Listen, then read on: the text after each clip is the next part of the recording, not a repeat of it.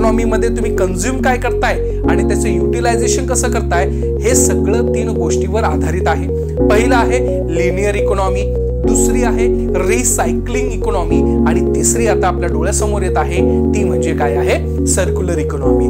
मग सुरुवातीच्या काळामध्ये प्रत्येक देशामध्ये ही लिनियर इकॉनॉमी आपल्याला एक्झिस्ट मध्ये असताना दिसते की नॅचरल रिसोर्सचा वापर करणे, प्रोडक्ट बनवणे, यूज करणे आणि थ्रो करणे, याच्यामुळे आपल्याकडे वेस्टेज जास्त वाढलं होतं. आता दुसरी इकॉनॉमी आहे रिसायकलिंग इकॉनॉमी. जसं की आपण रिसोर्सेस यूज करणार, आपण त्याला मॅन्युफॅक्चर करणार, मॅन्युफॅक्चर करून त्याचा कन्झम्पशन यूज करणार आणि परत त्याला रिसायकलिंगच्या माध्यमातून असलेल्या ज्या गरजा आहेत त्या पूर्णत्वावर आपण नेतोय.